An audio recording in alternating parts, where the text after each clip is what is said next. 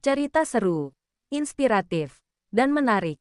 Kami punya semuanya. Subscribe, like, dan bagikan channel bercerita dengan teman-teman Anda. Kisah nyata cinta misterius Biker Ojol. Langit Semarang sore itu mendung menggantung, seperti menyimpan rahasia yang siap ditumpahkan kapan saja. Jalanan basah berkilau oleh sisa hujan siang. Lampu-lampu kendaraan memantul bagai bintang yang gugur di aspal. Di sebuah kedai kopi tua di Jalan Veteran, Jaka duduk sendiri di pojok ruangan, menatap uap panas yang naik dari cangkir hitamnya. Hujan telah lama menjadi teman duduknya, tapi sore ini berbeda. Dia datang tiba-tiba. Perempuan itu mengenakan mantel coklat gelap, dengan rambut setengah basah, mata yang tajam seperti pisau tipis, dan bibir merah yang tidak sedang tersenyum tapi juga tidak bersedih. Jaka menatapnya hanya beberapa detik, tapi hatinya seperti dipanggil oleh sesuatu yang tak bisa dijelaskan. Ia berjalan ke arah konter, memesan minuman, lalu memilih duduk tak jauh dari tempat Jaka. Sendiri itu kadang bukan pilihan, ya, katanya pelan, membuka percakapan dengan suara yang nyaris seperti bisikan hujan. Jaka tersenyum tipis, kadang justru paling jujur. Perempuan itu menoleh, menatapnya, tapi jujur tak selalu menyenangkan. Tapi menyelamatkan. Perbincangan singkat itu menjadi pembuka bagi pertemuan yang terus berulang. Hari-hari berikutnya, mereka bertemu lagi di perpustakaan kota, di Taman Pandanaran, di warung nasi kucing dekat stasiun Poncol. Nama perempuan itu adalah Naya, tapi ia lebih suka dipanggil Naya saja, tanpa embel-embel lain. Tak banyak yang ia ceritakan tentang dirinya. Ia tinggal di Ungaran, katanya, dan sedang mencari ketenangan setelah masa-masa sulit yang tak pernah dijelaskannya lebih jauh. Jaka hanyalah seorang biker ojol. Hidupnya sederhana, penuh peluh, dan tidak jarang harus melawan hujan serta terik demi sebuah pengantaran. Ia hafal setiap gang di Semarang, setiap sudut pasar, dan waktu-waktu sibuk pelanggan.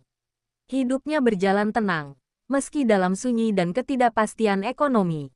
Pertemuannya dengan Naya seperti potongan kisah dari dunia yang lain tak terduga, tak terencana, tapi juga tak bisa ditolak.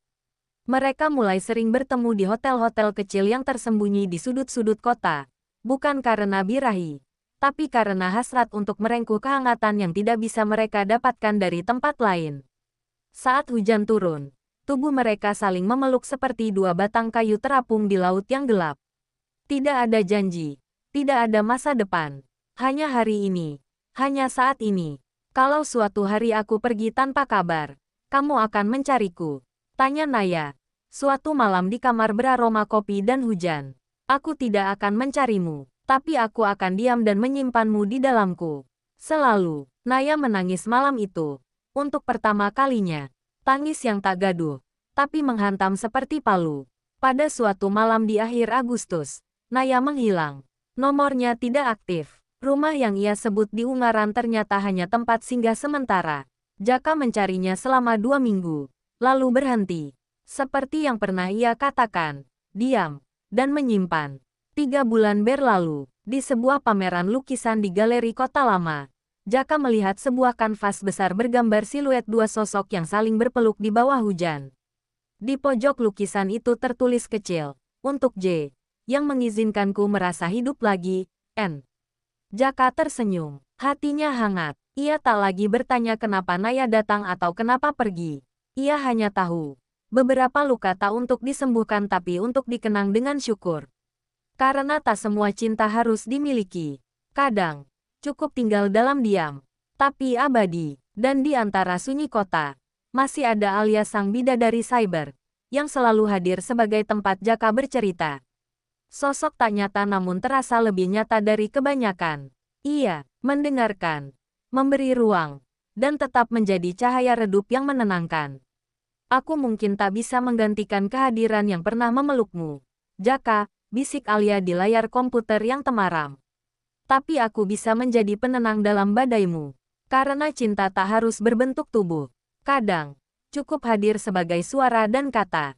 Titik. Hening malam merambat turun di kaki Gunung Ungaran. Di kamar sempit kos Jaka, hanya lampu redup menggantung di langit-langit, menciptakan bayangan yang menari di dinding saat kipas angin memutar perlahan. Aroma parfum samar dari syal ungu yang masih disimpannya dari Naya menyatu dengan bau tubuhnya yang lelah setelah seharian mengantar penumpang. Tangannya meraba kain itu, lembut, seolah masih mengandung jejak tubuh wanita yang sejak dulu menghantui sunyinya. Jaka menyandarkan tubuh di dinding, membiarkan malam menyelubunginya. Kilasan itu kembali datang, memukulnya pelan namun dalam malam di mana ia dan Naya tak sekadar bersentuhan kulit, tapi menyatu dalam sunyi, dalam luka, dalam rindu yang menguap dalam embun pagi. Beberapa bulan lalu, di sebuah villa tua di Bandungan, waktu sudah hampir tengah malam. Kabut tipis menyelimuti halaman villa. Angin membawa aroma cengkih dari ladang tetangga. Naya berdiri di depan jendela besar. Tubuhnya hanya diselimuti cardigan tipis berwarna krem yang menggantung longgar di pundaknya.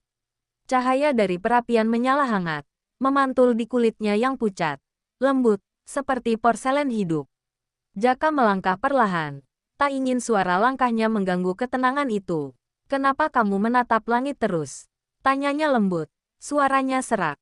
Naya tak menoleh. Karena di langit itu, tak ada yang berani menuntut cinta seperti di bumi. Kalimat itu menusuk. Perempuan ini bukan hanya misterius. Dia luka berjalan yang dibalut daya pikat tak biasa. Saat Naya berbalik, matanya sayu, namun penuh cahaya yang membuat siapapun bisa karam di dalamnya. Jaka mendekat, hanya sejengkal dari tubuhnya. Udara di antara mereka hangat, meski luar villa menggigil. Jari-jarinya mengangkat cardigan Naya perlahan, membenarkannya agar tak jatuh. "Kenapa kamu tak pernah bilang kalau kamu juga rindu?" Gumam Jaka. Naya mengusap pipinya sendiri. "Karena rinduku tidak boleh tumbuh, seperti kamu yang tak boleh memilih aku." Dan malam itu pecah dalam desah pelan dan sunyi yang panjang. Mereka berpelukan dalam waktu, bukan nafsu, tapi tubuh mereka bicara. Sentuhan pertama hanya sebatas tangan, lalu merambat ke pundak, ke tengkuk, dan akhirnya satu sama lain menjadi tempat mereka pulang untuk sejenak. Tak ada kata-kata mesum, tak ada rayuan murahan, hanya dua manusia yang hancur, saling menyatukan reruntuhan di tubuh masing-masing. Naya mengecup dahi Jaka perlahan. "Kamu tahu rasanya tidur dalam pelukan seseorang yang tak bisa kamu miliki selamanya." Jaka menarik napas panjang. "Ya, dan itu membuatku mencintaimu lebih dalam lagi, Naya." Malam itu mereka menyatu, bukan karena birahi, tapi karena dunia terlalu kejam. Dan di tubuh satu sama lain, mereka menemukan kehangatan yang tak bisa diberikan siapapun. Suara detak jam, hujan yang mulai turun pelan di atap seng, napas yang menghangatkan kulit semua menjadi bagian dari simfoni kesendirian yang hanya mereka pahami. Pagi harinya, Naya sudah tak ada. 3 hari setelah kepergian Naya dari Villa Bandungan, Jaka mulai kehilangan arah. Setiap langkahnya di kota Semarang seperti dihantui aroma rambut Naya yang selalu seperti habis disiram hujan pertama.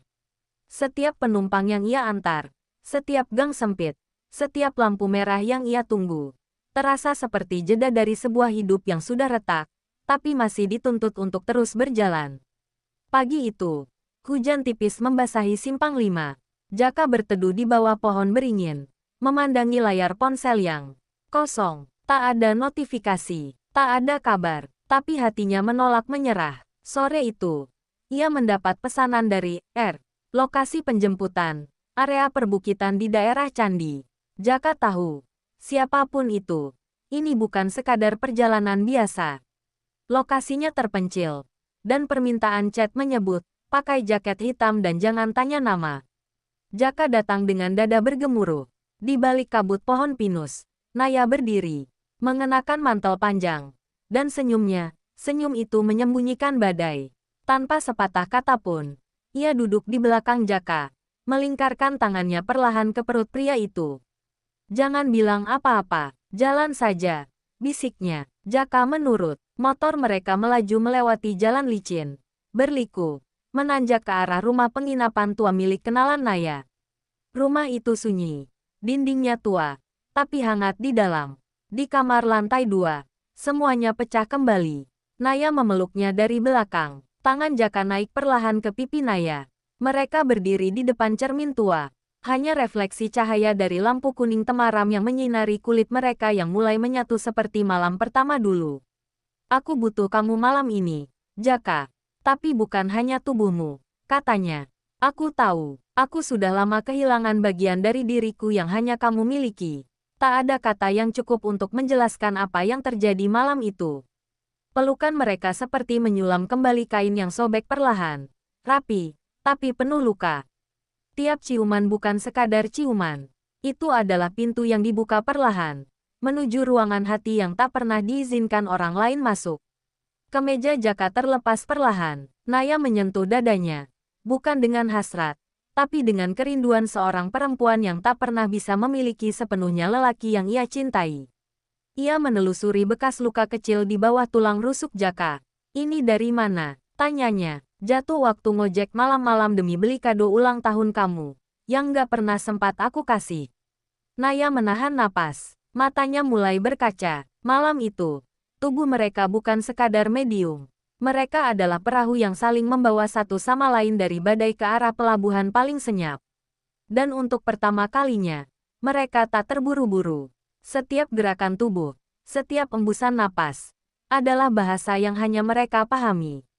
Naya membisikkan puisi di telinga Jaka. Jaka menelusuri setiap inci kulit Naya seperti membaca surat cinta yang ditulis di malam paling hening. Tak ada kata, milikku. Tak ada janji. Tapi malam itu, mereka milik waktu, milik sepi, milik rindu yang dibiarkan menyala tanpa api. Pagi datang tanpa pamit, saat Jaka membuka mata, tempat tidur kosong.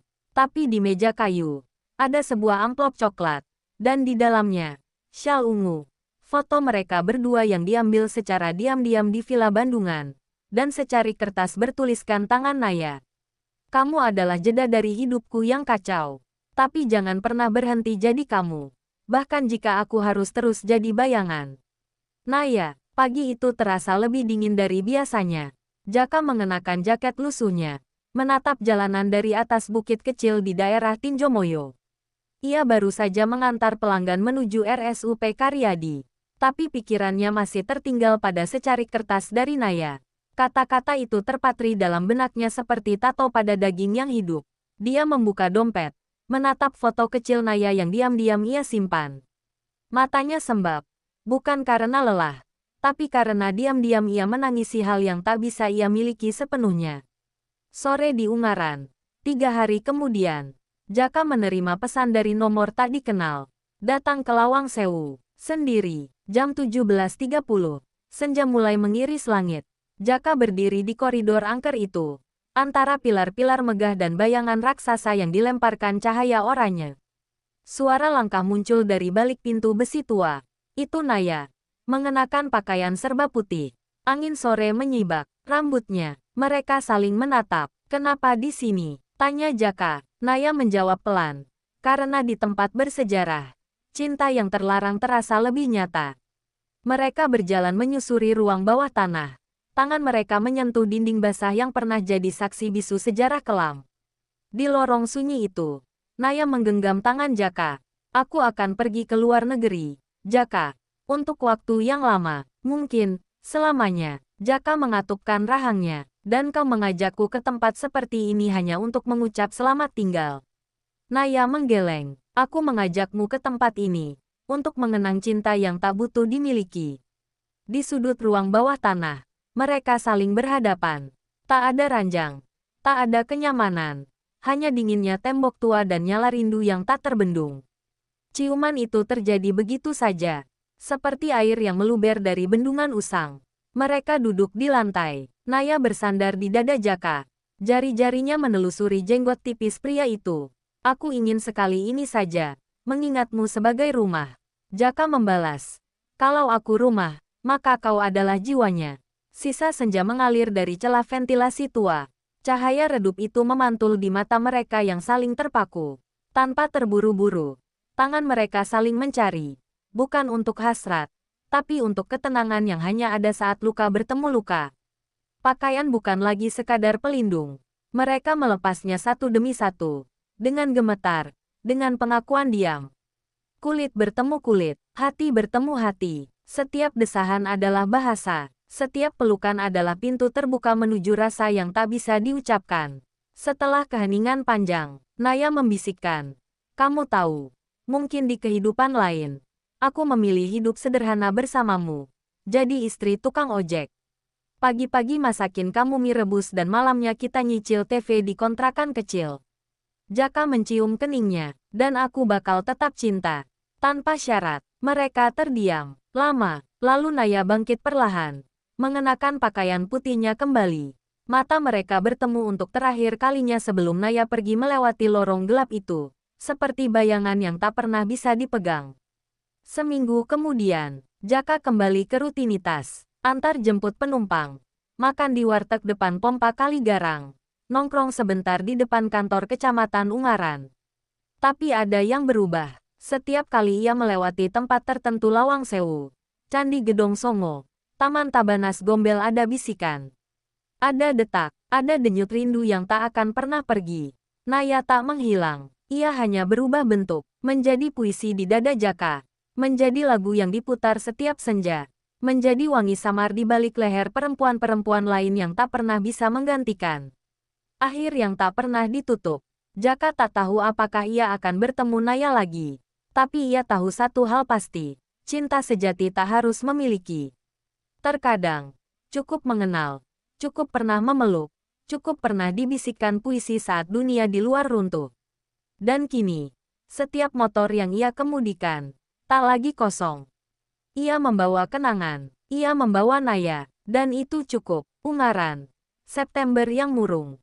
Jaka memandangi layar HP-nya setiap malam, menanti notifikasi yang tak kunjung muncul. Di antara senyap malam dan denting notifikasi dari aplikasi ojol, tak ada satupun dari Naya. Ia tahu, perempuan itu sudah pergi, tapi ada sesuatu yang tak tuntas dalam dirinya. Jaka, kenapa kamu sering melamun? Tanya Bu Lestari. Pemilik warteg tempat ia sering sarapan. Enggak, Bu, cuma keinget pelanggan yang nyebelin. Dalihnya, menyembunyikan badai di dadanya. Tapi bahkan nasi rames favoritnya sayur lodeh, telur ceplok, dan sambal terasi kini terasa hambar. Ada yang hilang dari dalam dirinya. Bukan cuma Naya, tapi juga harapan. Semarang. Malam itu, di sebuah indekos tua di daerah Peterongan. Langit diguyur hujan. Jaka duduk memeluk lututnya, memandang kaca jendela yang buram oleh uap. Ia tak tahu mengapa, tapi malam itu ia kembali mengingat bisikan terakhir Naya. Aku akan tetap cinta kamu, bahkan jika kita tak saling bertukar kabar lagi. Dan benar, tak ada kabar. Namun malam itu berbeda. Seketika, layar HP-nya menyala. Nomor luar negeri. Hatinya berdegup. Jaka, kamu tidur. Suara itu lembut, familiar, seperti angin semilir dari masa lalu. Naya, bisiknya. Hampir tak percaya. Maaf, aku baru bisa menghubungi. Aku di Amsterdam sekarang. Sulit cari waktu tenang. Kenapa kamu telepon? Karena aku nggak bisa tidur. Karena aku rindu kamu. Jaka menelan ludah. Aku juga. Hubungan yang tak pernah mati. Mereka kembali menjalin komunikasi. Tak sesering dulu, tapi cukup untuk menghidupkan lagi bara kecil di dada. Naya mengirimkan foto dari kamarnya yang penuh buku, anggrek putih, dan lampu kuning redup. Jaka mengirim selfie dengan helm dan jaket hujan. Senyum lelahnya menggantung. Mereka seperti dua dunia yang tak bisa bersatu, tapi selalu saling sapa di antara celah waktu. Desember, suatu hari yang mengubah segalanya. Hujan turun deras di terminal Ungaran. Jaka baru saja menurunkan penumpang. Ia basah kuyup, di bawah lampu temaram. Seorang perempuan berdiri mengenakan kot coklat muda dan syal putih. Dia menatap Jaka. Jaka menghentikan motornya, memicingkan mata. Perempuan itu tersenyum. Pakai helm enggak, Naya, dan untuk kedua kalinya, dunia Jaka berhenti berputar. Mereka menginap di sebuah penginapan tua di Bandungan. Untuk apa kamu datang? Tanya Jaka setelah keheningan panjang. Di balik jendela yang berembun, Naya duduk di ranjang, menatapnya dengan tatapan yang tak lagi mencari alasan. Aku hanya ingin memeluk seseorang yang pernah bikin aku merasa hidup. Dan malam itu, tak ada lagi jarak, tak ada lagi perdebatan, tak ada lagi perhitungan. Yang ada hanya dua tubuh yang saling menghangatkan. Dua jiwa yang kembali menemukan rumah, walau hanya untuk semalam. Keesokan harinya, sebelum fajar, Naya harus kembali. Ia dijemput mobil travel menuju bandara. Tapi kali ini, Jaka tak merasa kehilangan. Karena yang tertinggal bukan lagi luka, tapi keberanian untuk hidup dengan kenangan. Beberapa waktu kemudian, Jaka sudah lebih tua, masih ojek online, tapi kini ia juga menulis di blog. Menuliskan kisahnya dengan nama samaran. Tentang Naya, tentang Lawang Sewu, tentang cinta yang tak pernah mati meski tak dimiliki. Dan sesekali, sebuah komentar muncul di tulisannya. Kadang cinta tak harus ditambatkan di pelaminan. Cukup jadi dermaga bagi mereka yang lelah berlayar. Jaka tersenyum. Ia tahu, meski jauh, hati mereka masih saling sapa. Masih saling mengirim pelukan dalam diam. Alia sebagai bidadari cyber tetap menjadi tempatnya pulang. Bukan sebagai pengganti, tapi sebagai penyaksi, penyemangat, dan penulis sunyi dari kisah cinta yang nyaris tak pernah punya panggung. Semarang, 2024. Musim hujan yang mulai jinak. Sudah hampir 2 tahun sejak malam itu di Bandungan. Malam yang menorehkan kisah, tak lagi sekadar kenangan, tapi sebuah simpul di antara dua jiwa yang pernah bersetubuh dalam sunyi dan rindu. Jaka, lelaki bersahaja dengan helm hijau lusuh dan motor Beat yang berisik saat gas ditarik, masih menjemput orderan di bawah langit Semarang yang kadang ramah, kadang murung.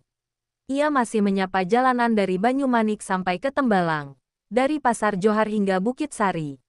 Tapi kini, setiap jalanan baginya adalah puisi. Ia masih menyimpan suara Naya dalam memorinya. Bahkan sekarang, ia menuliskannya dalam bentuk cerita pendek, dimuat di blog kecil yang tak banyak pembaca tapi satu orang pasti selalu hadir. Naya, ia masih sering muncul, kadang dengan komentar, kadang hanya dengan menyukai tanpa jejak. Tapi, Jaka tahu itu dia. Tatapan di mata Naya terlalu khas untuk disalahartikan. Februari tahun 2025. Di tengah hujan pagi, Jaka mendapatkan notifikasi. Order penjemputan Hotel Candi Indah. Ia tiba di lokasi dan menunggu. Seseorang membuka pintu. Syal putih, langkah ragu. Aroma yang sama seperti malam di Bandungan dulu. Naya, Jaka, tidak ada pelukan. Tidak ada air mata. Hanya tatapan panjang dan senyum yang dalam. Aku ada seminar di Semarang. Tapi yang membuatku ingin ke sini, bukan seminar itu. Jaka membisu. Aku ingin lihat kamu kerja. Boleh aku bonceng tanpa tujuan hari ini? Dan begitulah. Hari itu, ia mengantar Naya mengelilingi kota.